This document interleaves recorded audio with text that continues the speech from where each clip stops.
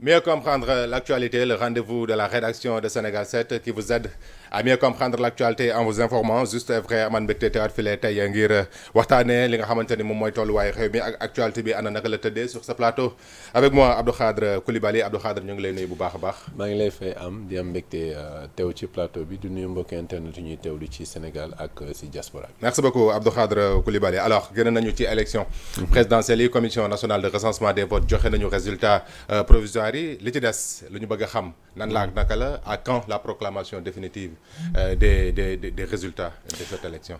Très prochainement, disons dans quelques heures, parce que bul fàtte ni depuis bi ñu reporté élection yi conseil constitutionnel ak décision yi mu jëloon ba wane son désaccord vis-à-vis des décisions du président de la République ci la ñu dugg ci une situation d'exception.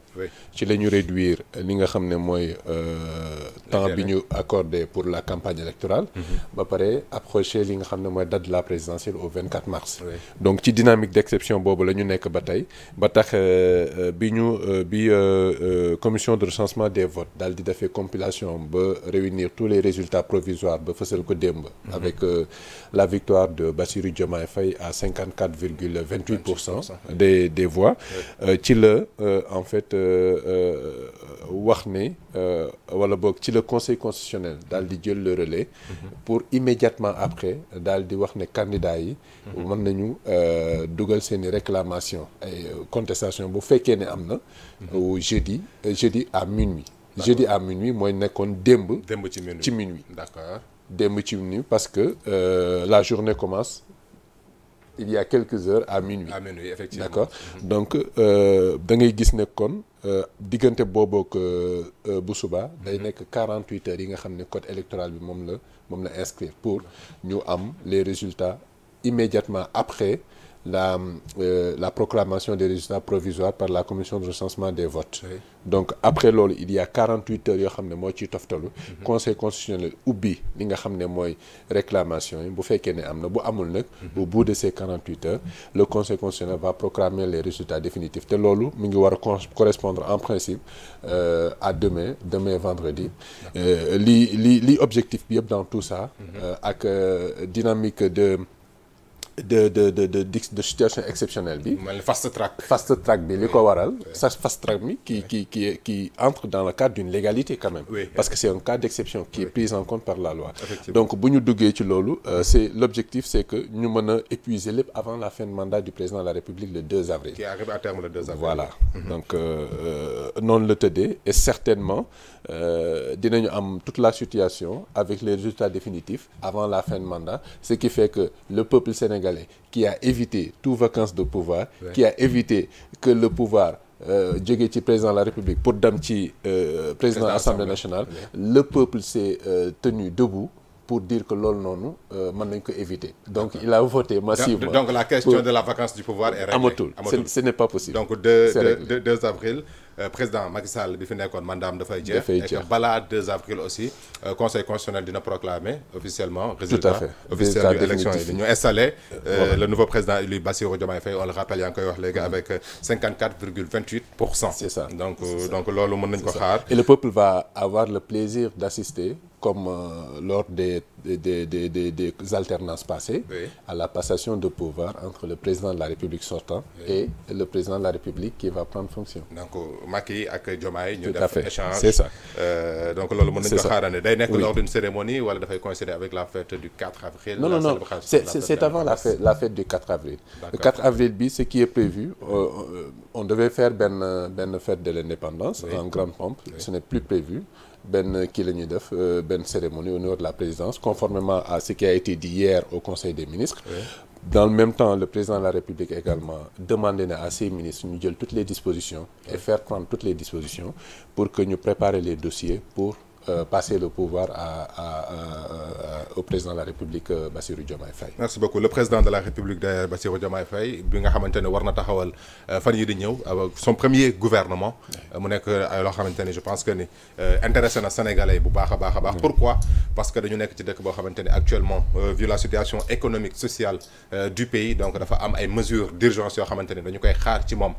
Une question Abdou Khadre par rapport à ce gouvernement quel profil vraiment pour mën a relever le défi ak les attentes yi nga xamante ni Sénégal am nañu ko ci président Bassirou Diomaye Faye bu former équipe am ñan nga jàpp ne ñoom la soxla entre les technocrates et les politiciens buy choisir fan la war a choisir. ay liggéeykat yu sincère. ok yoo xam ne seen réew soxal na leen. ay liggéeykat yoo xam ne. nekkuñu ci ay caaxaan. ay liggéeykat yoo xam ne nekkuñu ci mbiru politique politicienne je le dis ainsi pour que tous les Sénégalais puissent comprendre. lan la ñu war a am comme. ay liggéeykat c'est-à-dire boo ko waxee on sait par exemple bu ñu interroger l'histoire Macky Sall bi muy ñëw au pouvoir gouvernance sobre et vertueuse. fa laay ñëw aujourd'hui voilà ci discours yi bu ñu ci génnee. ñu ñëw dans la pratique ak li nga xamante ni moo nekk sur le terrain. fa laay ñëw quand je dis liggéeykat. mënoo nekk liggéeykat dans le cadre de l'exercice du pouvoir. te amoo ay compétences. compétences yi c'est fondamental. maintenant par rapport au profil yi nga xam ne moom la ñu war a am. ça va dépendre des urgences yi nga xam ne moo fi nekk. n'oublions pas que le président Bassirou Diomaye Faye bu muy dagaan baatu askan yi. dafa am benn programme bu mu tëral. dina am lu mu fiy fekk. du def table rase parce que l'État est une continuité. Oui. Mais son programme dina ko tenir en compte conformément ak li fi ne ñu xool lu ñuy améliorer mais quelles sont également les urgences yi nga xam ne le gouvernement fera face d'abord urgence yooyu c'est la vie chère la cherté de la vie. Ouais, ça il faut le dire. Électricité loyer ceeb bi diwlin bi beaucoup de choses. Donc toutes les denrées. de première nécessité yi. beneen bi également il y a li nga xam ne mooy le poids de la dette.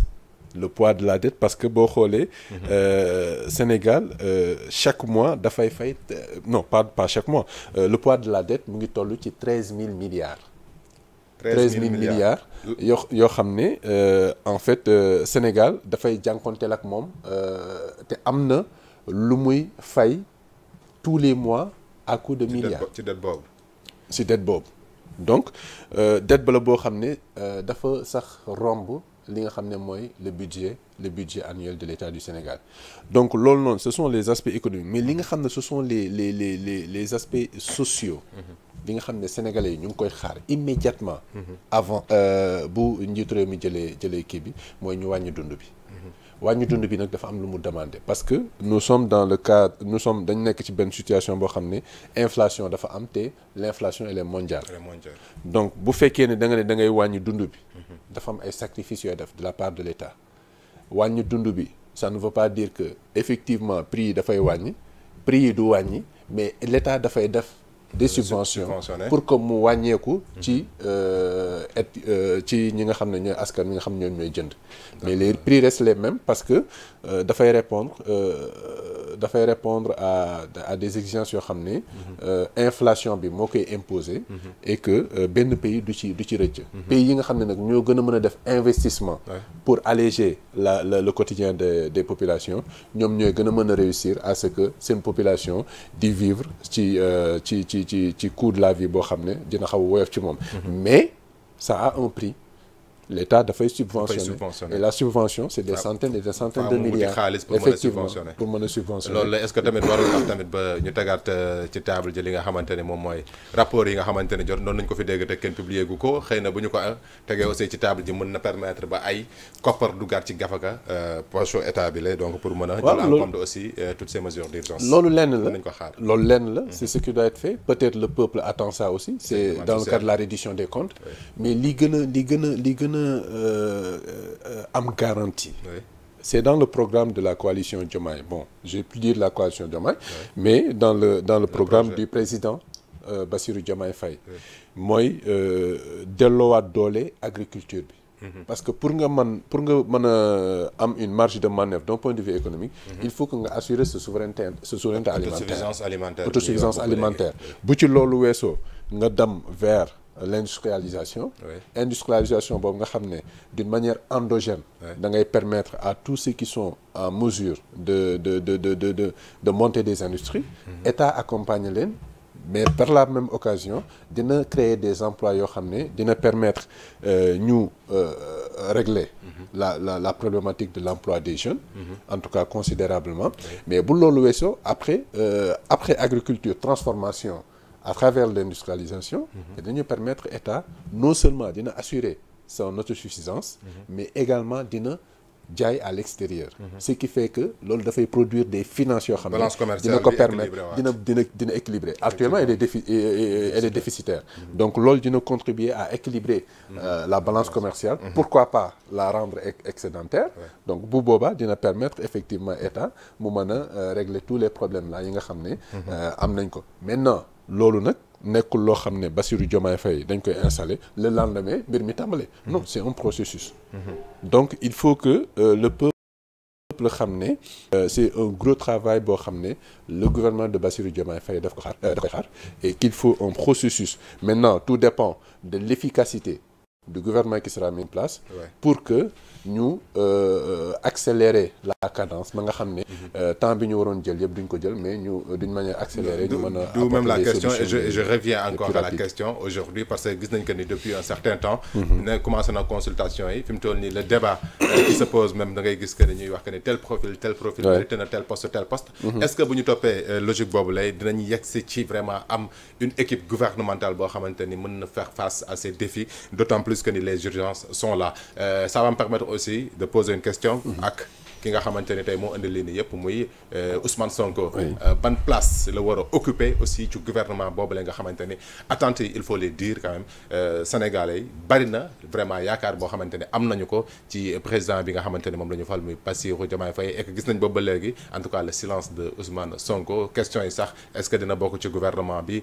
est-ce que législative bi lay xaar pour Assemblée nationale donc c'est des questions qui se posent mais nga indil ñu ci benn jàngat sa place naka nga ko gisee par rapport ak gouvernement bi. Bon, d'abord, par rapport au profilage du gouvernement, moi, je suis convaincu qu'il y a des hommes et des femmes qui sont capables de relever les défis. J'en suis convaincu. Oui, Sénégal, bëri na. Les technocrates. Sénégal, li ko yàgg sonal mooy la politique politicienne. Politique politicienne et le manque de rigueur dans la gouvernance mooy yàgg sonal Sénégal. Mais Sénégal fii ci biir continent bu Afrique. bokk na ci dëkk yi nga xam ne.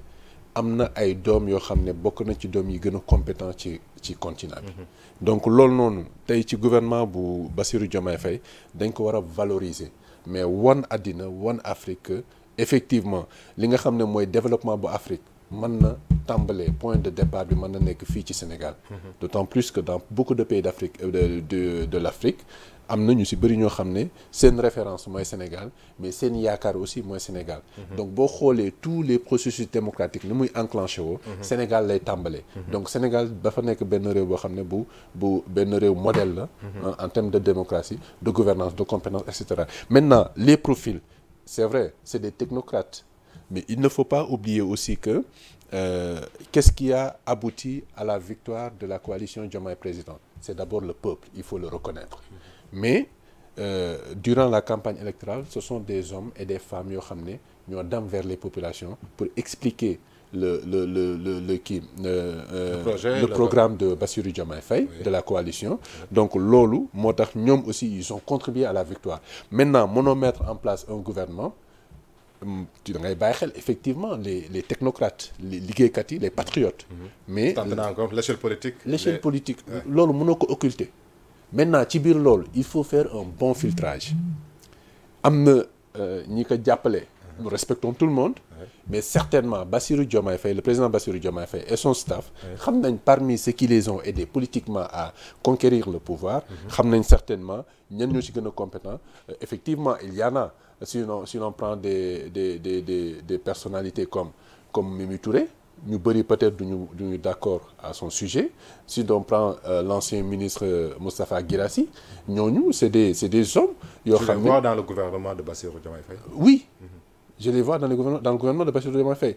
Un député comme Guy Marius Sagna je peux le voir dans le. Mën nga ci citer ay noms. Beaucoup de noms. Donc ñooñu profilage bi je ne crois pas que dina poser problème pour le gouvernement de Bassirou Diomaye Faye maintenant nag il a défini sa stratégie nee na il va lutter contre la corruption priorité lay nekk mais que li nga xam ne mooy gouvernance bi liñ fi fekkoon day am une rupture totale par rapport ak liñ fi fekkoon parce que lii sonal gouvernance yëpp la plupart du temps c'est la corruption ça il faut le constater la corruption mais aussi la politique politicienne la place de Ousmane Sonko bon foofu ça peut être difficile à évaluer parce que n'oublions pas que Ousmane Sonko a fait élire Bassirou Diomaye Faye xam nga lu tax naka d'abord il l'a choisi il a été écarté mais moom bëgg na le projet nekk projet boo xam ne dañ ko war a mettre en œuvre à partir de 2024 écarté nañ ko il a choisi Bassirou Diomaye Faye donc il a fait élire Bassirou Diomaye Faye maintenant le poste qu'il occupera li ma gëm mooy je ne crois pas que Ousmane Sonko va occuper les seconds rangs il est le noyau de ce projet-là faiseur de roi sans royauté on peut l'appeler ainsi. Bon peut-être mais ce qui est constant li ñu war a jàpp ñu téye ko gëm ko mooy que aujourd'hui Dieu a fait que c'est Bassirou Diomaye Faye qui est le président de la République du Sénégal maintenant nag Ousmane Sonko a son mérite l'option lui est offerte soit mu nekk un électron libre boo xam ne avec ses conseils précieux avec son encadrement précieux mën na accompagner le président Bassirou Diomaye Faye à ce que mu mën une gouvernance boo xam ne ni mu ñu ko doon waxee lutter contre la corruption lutter contre la concussion fexe ba Sénégalais yi gëm yëg seen bopp ci yorinu réew mi waaye fexe ba li nga xam ne lépp mu war a nekk alalu askan wi mu dellu ci askan wi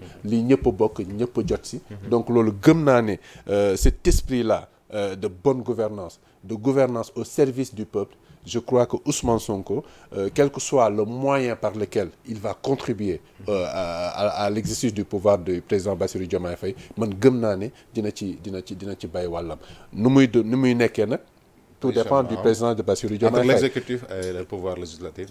Pour l'exécutif pouvoir législatif xam nga wax naa la ko léegi bu ma nelee Ousmane Sonko dafa war a nekk le président de l'Assemblée nationale il va occuper les seconds rangs parce qu'il va être la deuxième personnalité du pays on est habitué à voir Ousmane Sonko leader d'accord maintenant puisqu'il choisit Bassirou Diomaye Faye bon beaucoup considèrent que Diomaye mooy Sonko comme cela a été dit durant la campagne électorale je sais non je ne le dis pas mais l'État a beneen réalité la mais man li ma gëm mooy dans la gouvernance de Bassirou Diomaye Faye Ousmane Sonko avec ses conseils précieux avec sa sincérité avec son honnêteté à l'endroit du peuple sénégalais va faire profiter à Bassirou Diomaye Faye conseil yi nga xam ne wala démarche bi nga xam ne démarche patriotique sincère et honnête bi nga xam ne war na ko Sénégalais yi depuis 2017 bi mu nekkee candidat aux élections législatives mu koy wóyal ba tey jii mu nekk ci benn constance bi question Abdou Khadre loolu mën na ko def bañ a nekk ci gouvernement bi c'est-à-dire mën na bañ a occuper poste premier ministre bañ a même nekk assemblée nationale ba pare di jouer ce rôle là. Mais bien sûr, bien sûr. Parce que dañ koy gis ci yeneen pays sama xel dafa dem léegi ci les États-Unis par exemple ak système bi le Congrès ak ñoo xamante ne sax doo leen gis mais ils sont derrière les hommes de l'ombre yi nga xamante ne à chaque fois ci conseil quand il s'agit de prendre des décisions yoo xamante ni dafay engager toute la nation wala quand il s'agit de définir la politique de la nation pour vraiment mener la barque vers le développement donc ñooñu dañuy impliqué wu et yenn saa yi dañu leen gis aussi ñu am ay postes yoo xamante ni c'est des postes de comme ni ñu ko xamee gis nga très souvent dañuy wax ne ni ko wolof di waxee nguur buur aayul waaye dog ya ñoo aay justement maintenant bu fekkee ne da nga nekk ci bopp nguur nga am les conseils qu'il faut nga am les orientations qu'il faut pour mettre en œuvre ta politique convenablement mais conformément au souci de répondre aux préoccupations des populations mais jarul ngay occuper ay postes xelal président de la République parce que président de la République il est délégataire de pouvoir donc am na benn gouvernement boo xam ne ku ci ne am na pouvoir yu mu la délégué conformément ak li nga xam ne moom la planifié dans son programme sur le plan économique sur le plan agriculture sur le plan industrie sur le plan social sur le plan sanitaire etc donc da ngay gis ne il y a beaucoup de départements sur plusieurs plans département santé etc donc day déléguer les pouvoirs mën na ci am conseil aussi spécial mën na ci am conseil spécial il y a tout un staff boo xam ne moo tourné autour du président de la République donc man à ce niveau là man awma ci sama xel dal na ci certainement aussi beaucoup de Sénégalais du moment où xam nañ ne Bassirou Diomaye Faye le président Ousmane Sonko jege na ko. xel mën na ci dal. xel mën na ci dal xam nga lu tax. lim ñu woon depuis 2017. et c'est des constats. y a l'histoire est là. La technologie nous a archivé tout ce que Ousmane Sonko disait, la démarche de Ousmane Sonko, son taxawaayam à l'Assemblée nationale, etc., etc. Donc loolu yëpp di nga ko mën a vérifier sur le net. Et le fait que aussi mu démissionné ci instance politique bu parti bi aussi mën na nekk c'est bon signal mën na nekk signal aussi par rapport aux promesses parce que c'était une promesse tenue. C'était une promesse tenue mais il faut pas oublier que aussi xam nga am les Sénégal dañu desee xam en fait le parti PASTEF dafa démission boobu Bassirou Diomaye Faye acté. C'est prévu dans les textes de PASTEF. Je rappelle amoon na benn kii avec le cumul des fonctions avec le maire de Thiès. kii comment elle s'appelle Birame Souleye Diop. Non peut-être loolu leneen la. Peut-être que voilà. loolu leneen la mën nañ bañ a sax interroger ce fait là. Mais concernant le président de la République le fait que mu démissionné. amul benn texte ci biir texte parti politique yi boo xam ne prévoir na ko et Pastef l'a prévu. Et Bassirou Diomaye Faye s'est conformé au texte de son parti. D'accord Abdou Khadre bari na aussi lu sonal sénégalais dañ koy wax ci nguur yi fi jot a jaar muy le train de vie de l'État ak aussi le nombre de ministres yi nga xamante ne on entendait parler de ministre conseiller ministre auprès du ministre yoo xamante ne sénégalais sax duñu comprendre exactement lan lay signifier. Est-ce que mën nañ xaar ci gouvernement bu président Bassirou Diomaye Faye un nombre xëy na lu mënul ñàkk ci ministre ñu wàññi nombre bi mais aussi par rapport au train de vie de l'État bi nga xamante ni dañu doon dégg ay sommes vraiment yu exorbitantes aussi pour ñu retracer ko un peu jël ko def ko fa ci yeneen urgence mën nañ xaar loolu. Oui mën nañ ko xaar maintenant li nga xam ne war nañ ko bàyyi xel aussi. mooy réew mu ñu war a tabax. il faut que mu bëri ay loxo yu ciy jàpp. il est vrai mën na am le président Diomaye Faye mën na am option. am benn gouvernement bu réduit. Exigence la souvent ñu koy wax ne il faut que le gouvernement bañ a am beaucoup de membres. Mais quand il y a beaucoup de travail. Il faut beaucoup de mains. te li ñu war a tabax dafa bari. dafa bëri. D'accord li ñu war a tabax dafa bëri li ñu war a tabax aussi c'est surtout d'un point de vue technique yaa ngi wax tout à l'heure le train de vie de l'État. xam nga ne tous les mois l'État du Sénégal fait face à 84 milliards de francs CFA de salaire yu mu war a fay. Dans la fonction publique. Donc loolu c'est énorme. Donc loolu noonu mën na def de sorte que au-delà de ces 84 milliards de salaire tous les mois mu fexe ba li nga xam ne mooy train de vie privilège confort yenn bànqaas yi nga xamante ni du ma ni sax mën na ñàkk parce que xëy na ñu ko fi tegoon dañ jàpp que ni dañ ko soxla ci machine bi machine étatique bi pour mën a liggéey mais tey moom bu ñëwee aussi bon ay HTT mais loolu c'est pas des machines étatiques yoo xam ne daf ñuy permettre ñu liggéey daf ñuy permettre ñu perdre de l'argent wala ñu loger clientèle politique mais juste foofu lay ñëw perdre de l'argent jaarale ko ci loger une clientèle boo xam politique boo xam ne elle est exigeante peut-être le président sortant Macky Sall mënul woon céder à la pression ba tax mu créer institution yooyu mais pour satisfaire une clientèle politique Bassirou Diomaye Faye a pris l'engagement de supprimer tout ça pour lan pour économiser de l'argent économiser des milliards yoo xam ne dina ko permettre mu financer son programme. D'accord. Il y a l'agriculture qui attend. Il faut la moderniser. D'accord. Il faut inciter les jeunes à aller vers l'agriculture, ñu assurer suñu sécurité alimentaire, mais suñu autosuffisance alimentaire également, mais pour par la même occasion essayer de développer l'industrialisation. ñu mën a am un financement boo xam ne ñu permettre ñu def ko ci suñu économie et puis peut-être espérer être sur la voie de l'émergence parce qu'on n'est pas encore sur la voie de l'émergence. On est sur la voie de l'émergence ci ay agrégats yoo xam ne ñu ngi koy calculer ñu ngi koy bàyyi xel. Mais des fois dañuy juum ci chiffres yi j'ai comme l'impression que les chiffres yi ñuy wax ak la réalité sociale boo wàccee sur le terrain. bokkul peut-être ñu ngi calculer ci yeneen aspects yoo xam ne. Quand on parle de PIB, quand on parle de pouvoir d'achat, alors que le Sénégalais lambda aujourd'hui, il peut même à manger à sa faim. Xam nga lu tënk lool l'économie sénégalaise est extravertie tënk na lépp. Jeex na. Tënk na lépp. Merci beaucoup Abdou Khadre. Merci. ça a été vraiment un plaisir am nañu mbégte donc ci ni nga ñu jàngatee li nga xamante ne moom mooy procédure bi ak président Bassirou Diomaye Faye bi nga xamante ne war nañu ko installé. Et puis mu teg li nga xamante ne moom mooy son premier gouvernement ana yan kanam yan profil lañ ca mën a xaarandi ana aussi yan mesure d'urgence par rapport à ce qui se dit askan wi li ñuy wax ak li ñuy xaar ci gouvernement bu yees bi lee loolu lee lañ doon waxtaanee tey dans mieux comprendre l'actualité gërëm bu baax a baax toute l'équipe technique tuuti ak ñi nekk ci liggéey bi merci beaucoup aussi à la production à la direction waaye yéen tamit ñu doon teewlu ci Sénégal rendez-vous incha allah ëllëg Abdou Khadre. merci beaucoup donc ñu yendu ak jàmm. jërëjëf am jërëjëfal jaajëfal également mbokk internet ñu doon teewlu ci Sénégal ak ci diaspora bi.